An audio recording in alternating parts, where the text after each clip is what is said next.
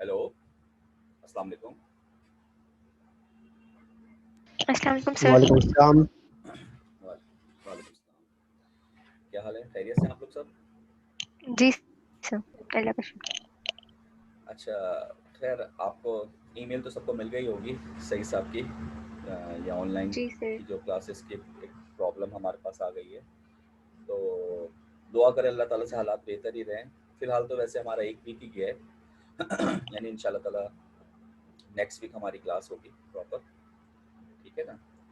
तो अब ये कि हमें यानी करना तो पड़ेगा हालात के साथ, जो भी चल रहा है मैनेज करना पड़ेगा, मजबूरी है ठीक है। तो सब आ गए हैं या रहते हैं अभी कुछ? अटेंडेंस कॉल कर लेता हूँ मैं फिर।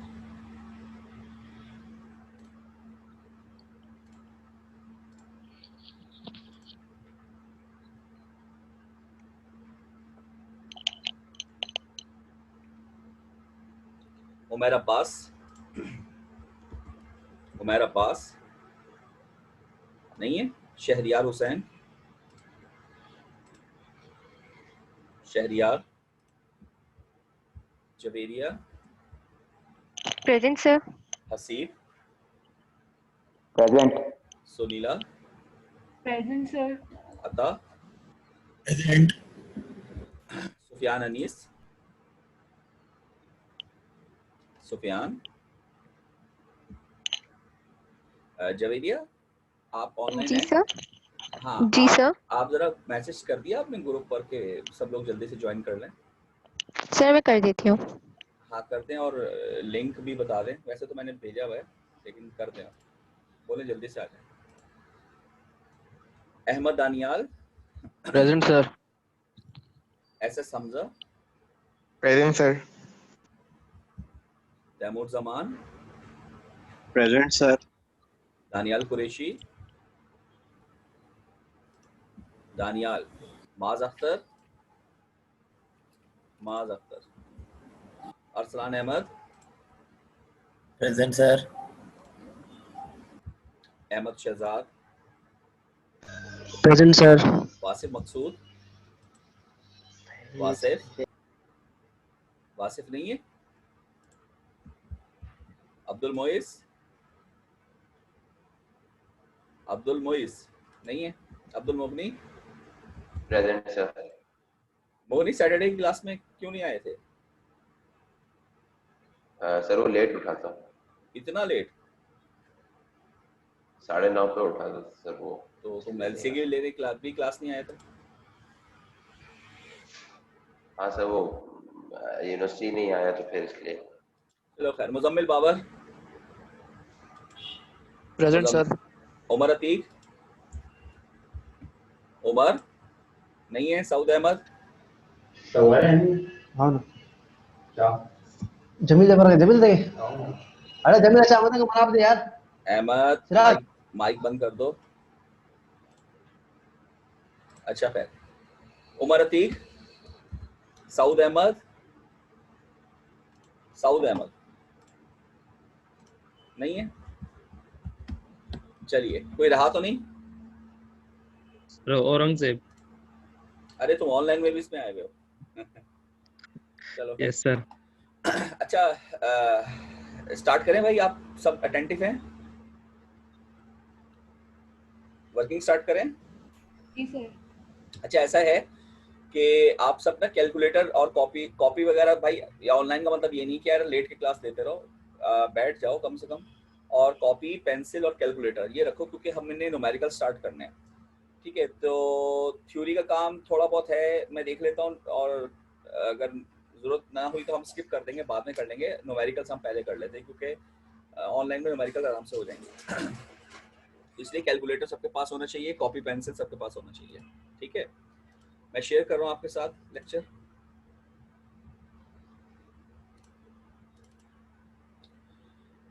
जी, ये नजर आ रहा है आप सबको? स्लाइड नजर आ रही है? Yes sir. ठीक है। ओके, लास्ट क्लास में हम लोगों ने कलेक्टर कैरेक्टरिस्टिक कर्व्स देखे थे, अगर आपको याद हो तो ये हमने देख लिए थे। ये याद है ना आप सबको? जी सर। अच्छा, इसके बाद हमने ये अर्ली इफेक्ट भी देख लिया था, यहाँ तक कर लिया था काम। जी सर। अच्छा, इसमें अब मेरा एक सवाल है आप सबसे, देखिए चले इसी ग्राफ को देख लेते हैं। ये बताइए, ये ए से लेकर बी तक पॉइंट, मुझे जवाब चाहिए आप लोगों से, ये ए से लेकर बी तक पॉइंट जो था ये कौन सा रीजन है? सैचुरेशन। और बी से लेकर सी तक? एक्टिव। और सी से onward? Cut off. Cut off नहीं है, क्या हो गया? सॉरी सर, ब्रेक डाउन है। ब्रेक डाउन है, बिल्कुल ठीक। ठीक है, एक मिनट जरा।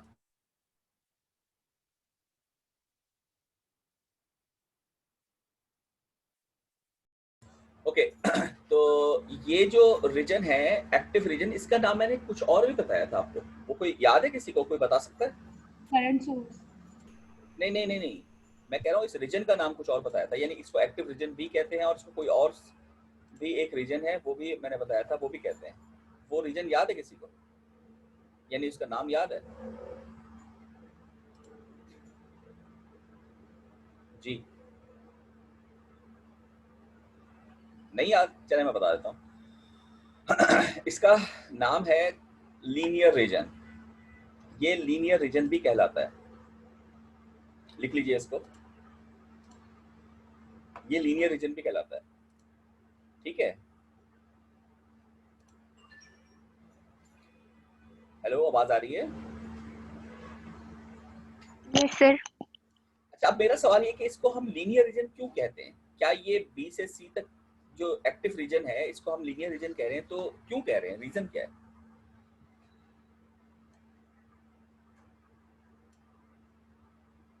क्या ये आपको लीनियर रीजन दिख रहा है? ये लीनियर है? सर इसका ग्राफ लीनियर बन रहा है। जोर से बोलो हमजा। सर इसका ग्राफ लीनियर बन रहा है। कहां से कहां तक? बी से सी तक। बी से सी तक ग्राफ लीनियर है, इसलिए इसको लीनियर रीजन कहते हैं, यही रीजन हुआ?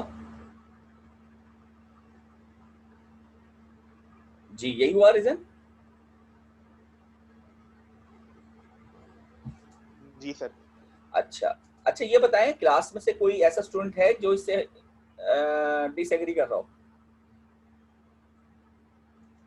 या सबको ये रीजन लीनियर लग रहा है, यानी ग्राफ लीनियर लग रहा है, इस वजह से हम इसको लीनियर रीजन कह रहे हैं क्योंकि ग्राफ लीनियर है? तो इस बात से कोई डिसएग्री कर रहा है, सब एग्री कर रहे हैं? जी जल्दी से बताएं।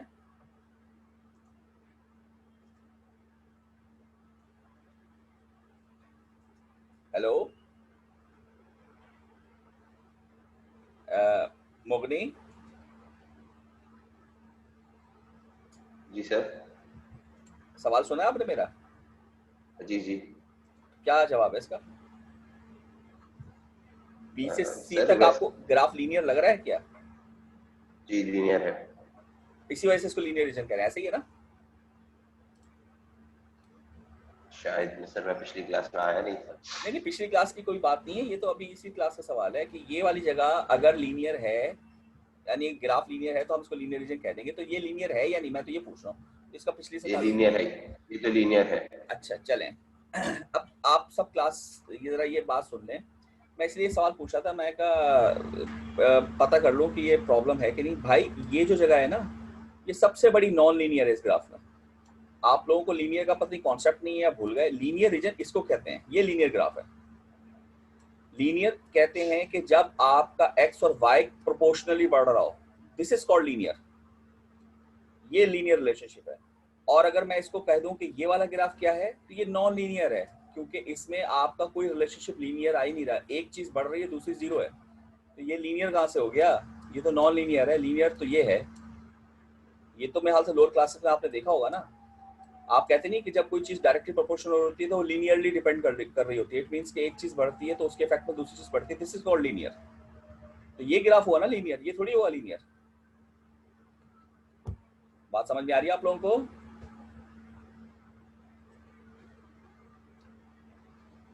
Hello yes sir. ये बात क्लियर हुई जो मैं कह रहा हूँ कि ये ग्राफ, ये जो जी सर। ग्राफ है ये लीनियर नहीं है। लीनियर तो ये है, मगर हम इसको कहते हैं लीनियर रीजन है। ये क्यों कहते हैं? इसका मतलब ये कि ये तो नॉन लीनियर रीजन हुआ ना। सही कह रहा हूँ?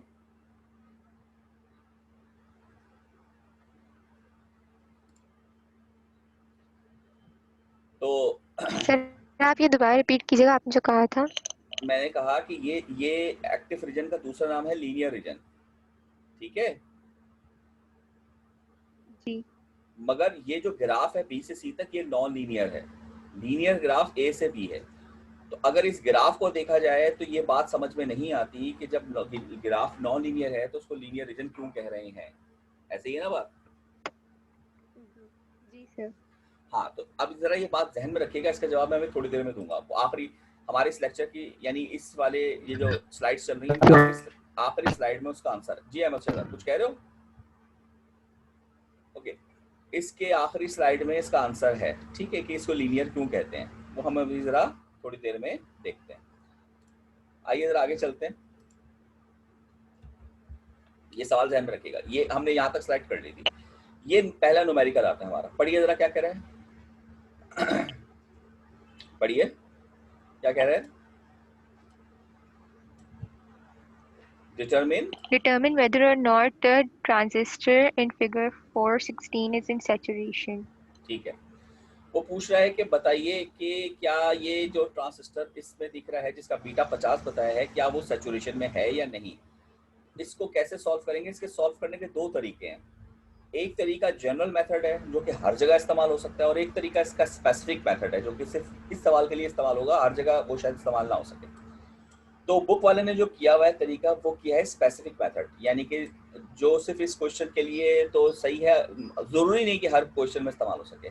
और एक है जनरल तरीका। तो मैं मेरे ख्याल से मैं आपको जनरल तरीका सिखा देता हूँ, और जो इसका तरीका है वो हम यहीं से देख के सीख लेंगे। तो जनरल तरीका सीखने का ये फायदा होगा कि आपके पास आगे जितने भी न्यूमेरिकल्स आने वाले हैं वो तरीका आपको हेल्प आउट करेगा। क्लियर? यहाँ तक कोई क्वेश्चन?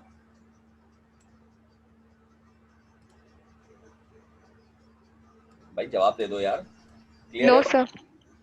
अच्छा, अब इसको जरा गौर से देखें। तो देखें, एक बात याद रखें, जब भी हम, अब ये मैं आपको पूरा समझने के मिड टू में जो एग्जाम आने वाले हैं उनकी इंपॉर्टेंट चीजें करवा रहा हूँ। तो मेरे भाई ये ना समझना कि ऑनलाइन क्लास है तो इम्पोर्टेंट नहीं है, ये बुनियाद बन रही है तमाम चीज़ों की। तो सब लोग अटेंटिव होकर ज़रा सुनेंगे और इसको सॉल्व करेंगे बाय योरसेल्फ। देखिए, ये जब भी आपके पास कोई भी पीजीटी का क्वेश्चन आता है तो उनको स्टेप बाय स्टेप आपने सॉल्व करना है, ठीक है। तो स्टेप नंबर 1, बेशक आप नोट कर लें अपने पास, लिख लीजिए सब लोग। स्टेप नंबर 1, सबसे पहले आपने आइडेंटिफाई करना है कि ट्रांजिस्टर कौन सा ही है, ठीक है। बीजेटी तो है, जाहिर है बीजेटी पढ़ रहे हैं। बीजेटी की भी दो टाइप्स थी, अगर आपको याद हो। वो दो टाइप्स याद है किसी को? NPN and PNP. एग्जैक्टली। तो स्टेप नंबर 1 में सबसे पहले आप आइडेंटिफाई करें ये कौन सा है। बताइए स्टेप नंबर 1 का आंसर क्या है? NPN. Very good. Step number 1 का आपके पास आंसर आ गया। मैं यहाँ लिख लेता हूँ, ये ट्रांजिस्टर कौन सा है? एनपीएन, ठीक है। अच्छा, इसके बाद आप लोगों ने ये करना है स्टेप नंबर 2 में, या बल्कि स्टेप नंबर 1 में आपने आइडेंटिफाई कर लिया। अब जो हमारा मकसद है, ऑब्जेक्टिव बता रहा हूँ, स्टेप नंबर 2 तो सॉल्यूशन होगा ना। ऑब्जेक्टिव ये है कि इसमें लिख लीजिए आपको 6 चीजें फाइंड आउट करनी हैं। 6 चीजें फाइंड आउट करनी है। वो 6 चीजें कौन सी होंगी? ट्रांजिस्टर के 3 टर्मिनल्स को हम जानते हैं। उन टर्मिनल्स के नाम क्या हैं? Base, collector, emitter. बिल्कुल ठीक। एक है बेस, दूसरा है कलेक्टर, और तीसरा क्या है? एमिटर। तो वो 6 चीजें जो हैं वो इन्हीं के वोल्टेज और करंट हैं। मैं यहाँ लिख रहा हूँ, आप सब नोट कर लें। यानी आपको 3 वोल्टेजेस निकालने हैं, वी बेस, ये जो, अच्छा ये जो मैंने बी लिखा है ना, ये सबस्क्रिप्ट में आएगा, ठीक है। तो छोटा करके लिखेगा, बड़ा नहीं लिखेगा, सही है। V base, V collector, V emitter. और अगली 6 चीजें इनके करंट होंगे, आई बेस, आई कलेक्टर और आई एमिटर।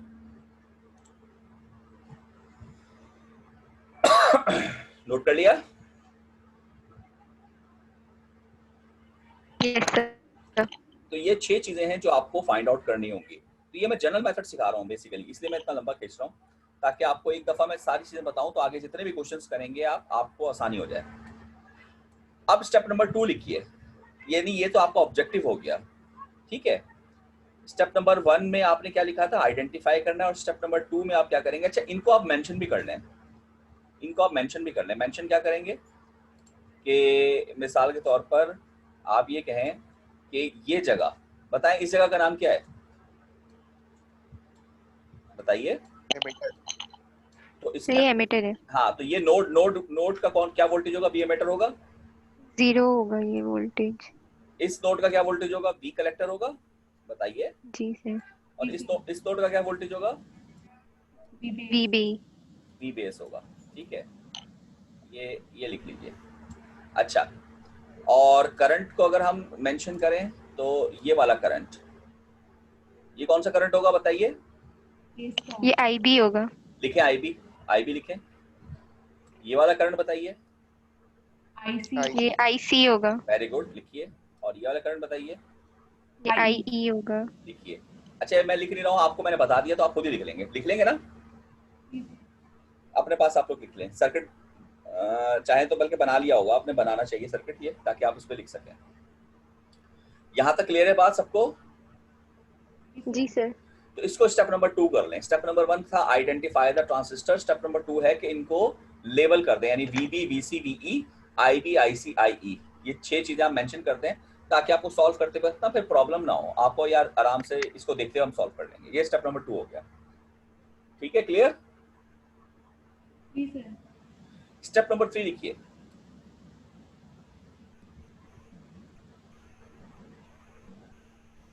हेडिंग डेली स्टेप 3 जी सर। लिखिए। स्टेप 3 में आपने ये करना है कि इन सब में से जो चीज आपको ऑब्वियस सर्किट देखते ही फाइंड आउट, मतलब मालूम हो जाए, फाइंड आउट नहीं मालूम हो जाए, यानी जिसको कहते हैं सर्किट देखते ही आप ऑब्जर्व कर बाय लें। इंस्पेक्शन जो। एग्जैक्टली, वो वैल्यू आपको लिखनी है। तो आप बताएं 6 चीजों में से सर्किट देखते ही मुझे क्या पता चल रहा है। VE पता चल रहा है। वेरी गुड, बिल्कुल सही जवाब।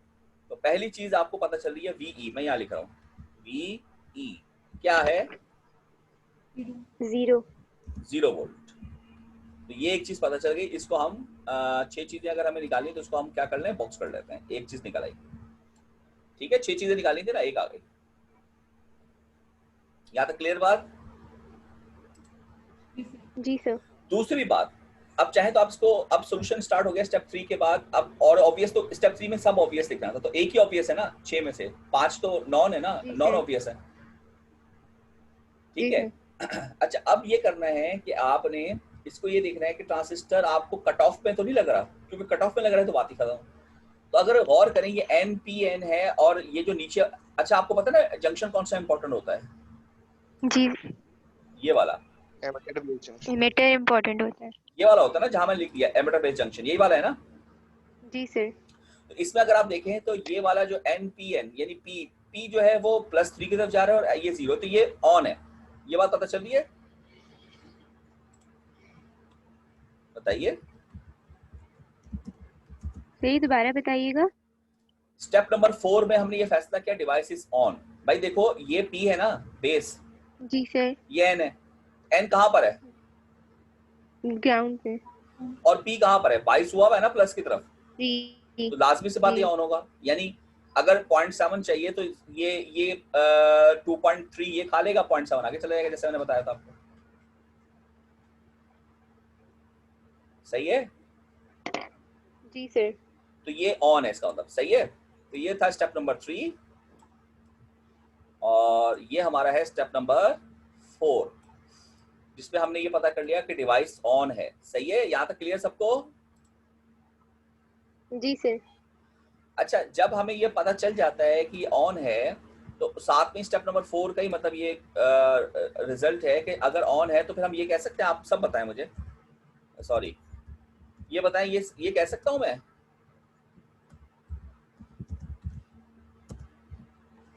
जी सर, कह सकते हैं। या नहीं कह सकता? सब बताएं। जी सर। क्योंकि ऑन है तो यही होगा ना अप्रोक्सीमेटली। अच्छा, न्यूमेरिकल्स में हम यही वैल्यू लेंगे अप्रोक्सीमेटली, वो 0.5 से 0.8 तक जो जाहिर है वो तो हम न्यूमेरिकल में नहीं कर सकते ना, तो हम अप्रोक्सीमेट 0.7 लेंगे। क्लियर? जी सर। अच्छा, अगर ये लिख लिया तो मुझे एक बात बताएं, क्या मैं इसको ऐसे लिख सकता हूँ?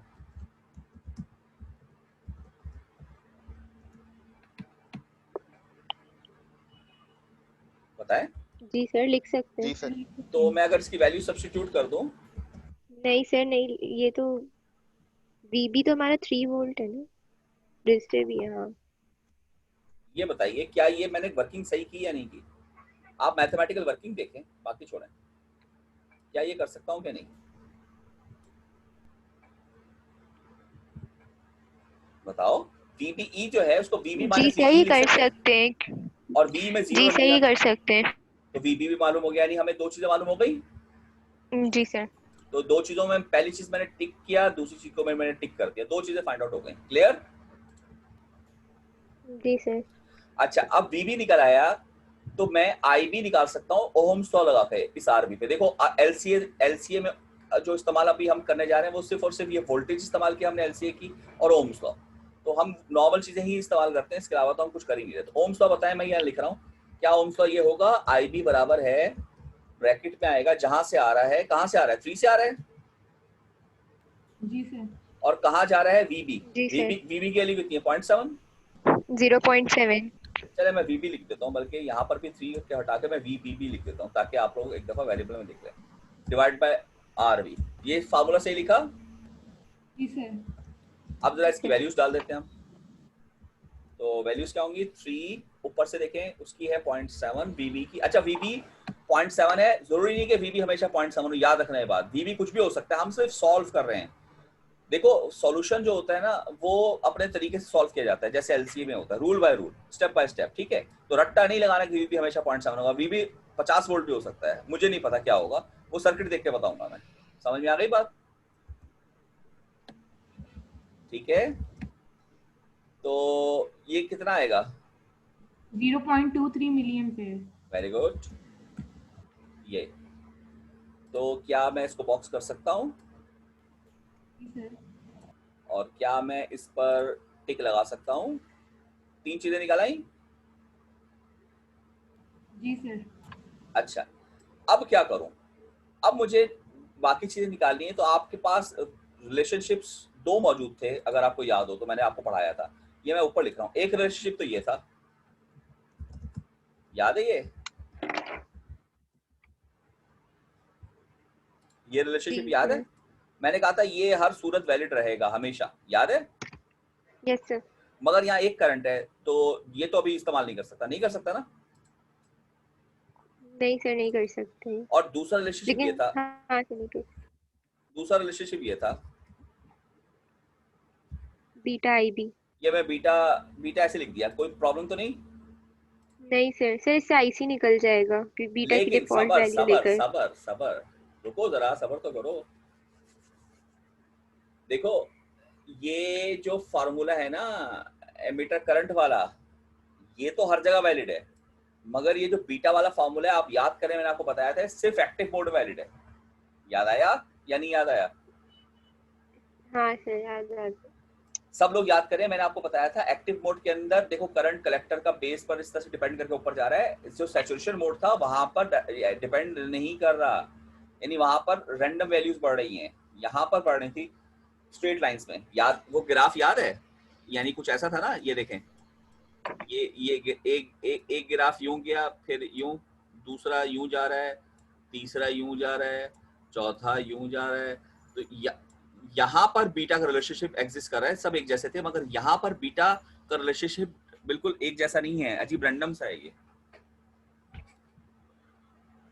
ऐसा ही है ना? जी सर। जी सर। तो इसका मतलब ये कि मोड मोड डिसाइड नहीं है, तो मैं कैसे बता सकता हूँ कि ये क्या होगा?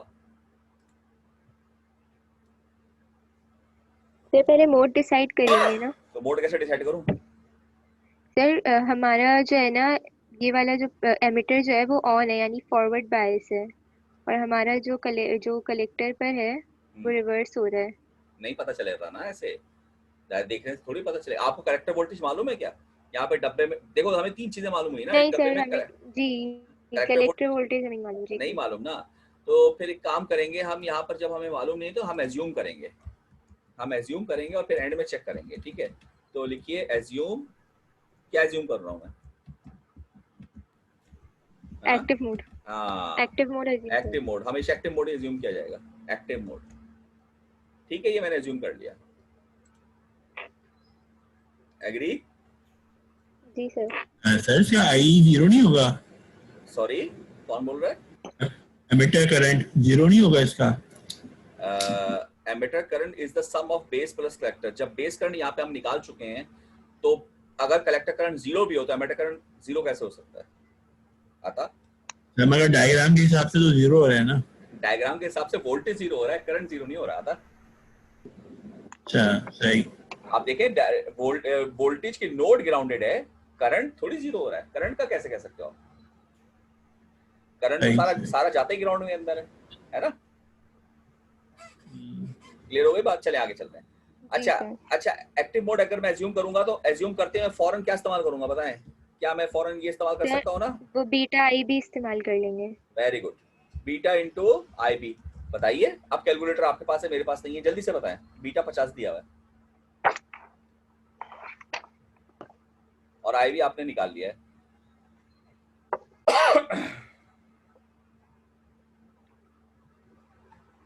बताओ भाई। 0.0115। अरे भाई यार, इंजीनियर बनो जब भैया, ईएनजी का बटन दबाओ, डराया नहीं करो ऐसे पता बातें करके। बताओ 11.5 मिली एम्पेयर। कितना 11.5 milli ampere. Okay, 11.5 milli ampere. चलें, एक ये चीज आ गई हमारे पास, इसको भी हम बॉक्स कर लेते हैं, ठीक है। और अच्छा 1 2 3 4 4। अच्छा अब बताओ, 2 करंट आ गए, तीसरा करंट निकल आएगा कि नहीं निकल आएगा इस फॉर्मूले को इस्तेमाल करते हुए? आ जाएगा ना? वो जो दूसरा फॉर्मूला है ना उससे। हाँ, तो एमीटर करंट सम है ना, सम करो दोनों को, कितना आएगा?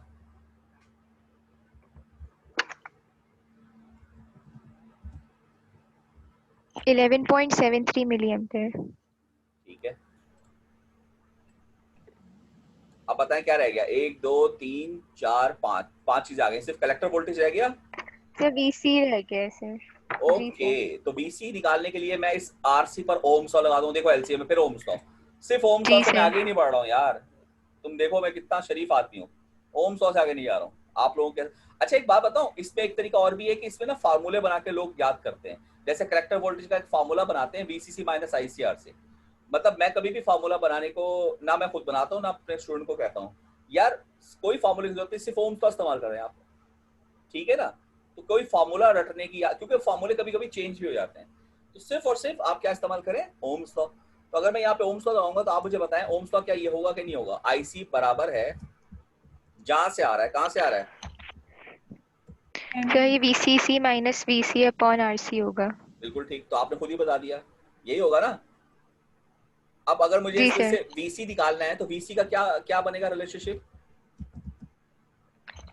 तो आईसी आरसी माइनस, हाँ सर यही होगा। ये बनेगा, सब बताएं। जी सर। अच्छा ये फार्मूला ना बच्चे रटते हैं, लेकिन अब रटने की जरूरत नहीं, हम ओम्स लॉ से निकालेंगे क्योंकि ये फार्मूले चेंज भी होते रहेंगे। निकालिए जरा, बताइए कितना आ रहा है। और मैं इसको ये भी कह सकता हूं यहाँ पर इक्वल करके बी सी ई, क्यों कह सकता हूँ बताएं? क्योंकि एमीटर ग्राउंडेड है।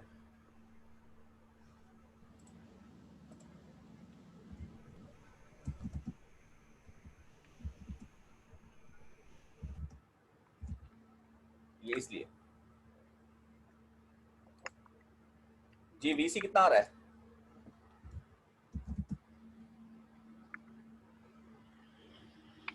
-1.73। -1.73 वोल्ट, यानी कि आपका VCE जो आया, VC भी यही आया ना, VC के बराबर है ना? जी सर। 1.73, सॉरी।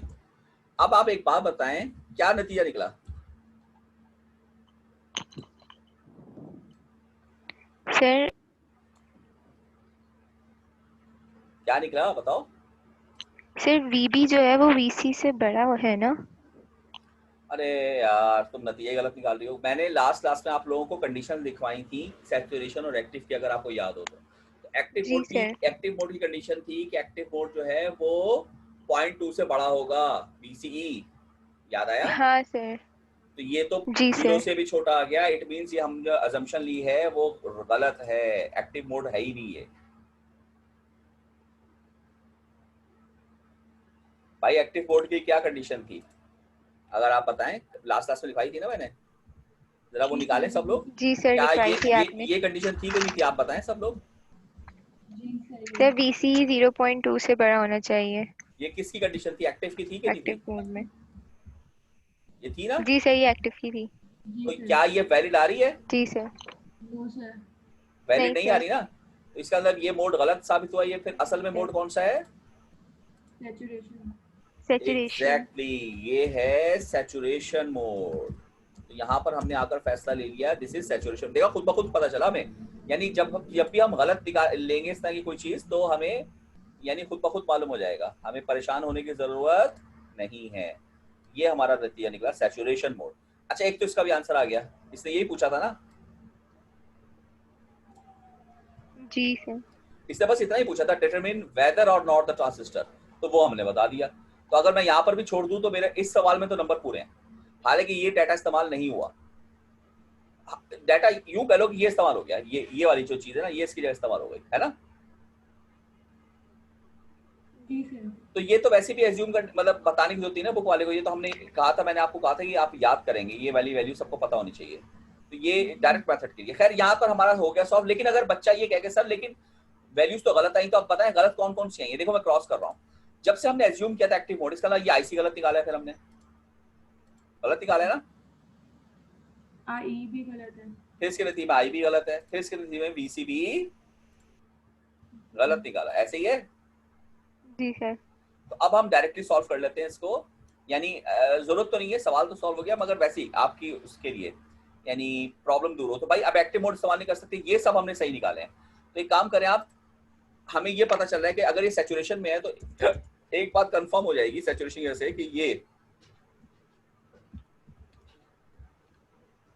कितना होगा, सॉरी कितना होगा, अप्रोक्सीमेटली 0.2 वोल्ट। ये हमें दिया हुआ। अभी अब इसको इस्तेमाल कर लेते हैं। अब बताएं, एमीटर तो ग्राउंडेड है ना, जी सर। तो बीसी वोल्ट पता चल गया। 0.2। जी सर। तो फिर अब IC पे आ जाएगा। इसको बॉक्स कर देते हैं। इसको मैं अगर बॉक्स कर दूं तो ये हमारा आंसर आ गया। कितने आंसर्स हो गए, 1 2 3 4, 4 हो गए। पांचवा कलेक्टर करंट, कलेक्टर करंट निकल आएगा ना वो ओम्स लॉ से, बताएं। जी सर, आ जाएगा। ओम्स उसके लॉ बाद से फिर कलेक्टर IC करंट आ आ जाएगा। जाएगा, तो इसको भी हम टिक कर देते हैं, या खुद निकाल लेंगे। और उसके बाद जब ये आ गया तो एमीटर करंट तो सम होता है ना, मैंने कहा था वो हमेशा वैलिड रहेगा, याद है। जी सर। तो एमीटर करंट भी निकल यस आएगा। सर। तो इसको भी अगर मैं टिक कर दूं तो ये टिक कितने हो गए, 1 2 3 4 5 6, 6 चीजें निकल आई। जी सर। तो ये सॉल्व हो गया जी सवाल। सर। तो भाई सबको समझ में आई सोल्यूशन किस तरीके से हो रहा है। तो ये मैंने एक बुनियाद बनवा दी आप लोगों को, बहुत मतलब डिटेल से करके, क्योंकि आगे चल के काफी अच्छे अच्छे न्यूमेरिकल्स आएंगे। तो सब में देखें, घबराना नहीं है। ये वो वाली बात नहीं कर रहा हूँ फेडरल गवर्नमेंट वाली घबराना नहीं है, ठीक है। लेकिन मैं सच्ची मुच्ची वाला कह रहा हूँ कि घबराना नहीं है। वजह उसकी है कि देखो सर्किट आपको बहुत मुश्किल दिखेगा, बहुत मुश्किल मिलेगा, मगर रूल्स जो मैंने बताए हैं, अगर आप एज इट इज रूल्स को फॉलो करते जाए, डरे नहीं, सर्किट ना देखें, ना वैल्यू को देखें क्या आ रही है, यकीन मानिए आपके सारे सवाल सही होंगे, कोई सवाल गलत नहीं होगा। अभी हम देखेंगे, आपके सामने मैं सॉल्व करके दिखाऊंगा आपको, कि आपको पता चलेगा कि आपको कोई प्रॉब्लम नहीं हो रही, आप रूल को फॉलो करते आए। Agree, agree all of you. जी सर। अच्छा, यस इसमें कोई सर। क्वेश्चन है तो जल्दी से पूछो, वरना मैं आगे चल रहा हूँ। और ये मीटिंग में अभी 3-3.5 मिनट है, जैसी खत्म होगी मैं दोबारा स्टार्ट करूंगा, आप सब ज्वाइन कर लीजिएगा, फौरन आ जाएगा जी। Any question? No sir. Haseeb? No sir. भाई क्लास दे रहे हैं ना सारे, मुझे सिर्फ आवाज जवेरिया और सुनीला की आ रही, बाकी किसी की नहीं आ रही। उमैर अब्बास आप आ गए? जी सर। क्लास लिए आपने, समझ में आ गया? सर। अता, अता क्लियर है जी बात? सर। जी सर। ठीक है। मुजम्मिल बाबर? जी सर। जी भाई मोगनी, सबको क्लियर है ना सवाल? जी सर। आगे चलो, यस सर। चले आगे चलते हैं, ठीक है। Next slide. अच्छा ये सोल्यूशन था, पहले सोल्यूशन देख लें। ये इसमें डायरेक्ट मेथड से किया, इसने कैसे किया जरा ये भी देख लीजिए। देखो वो कह रहा था बताओ ये सैचुरेशन में है नहीं, एज्यूम ये दे दिया उसने। सबसे पहले ना इसी का करंट निकाल लिया। इसने कहा अगर मैं यहाँ से करंट निकालूं तो ओम्स लॉ लगेगा ना। ओम्स लॉ क्या कहता है, दिस माइनस यहाँ का वोल्टेज। इसने दिया हुआ है यहाँ का वोल्टेज पूरे यहाँ से यहाँ तक का, तो चूंकि असल में ये ग्राउंडेड है ना इसलिए ये वाला वोल्टेज बराबर है इसके। ये बात मानते हो आप सब लोग, यानी कलेक्टर बराबर है कलेक्टर टू एमिटर के, सही है ना।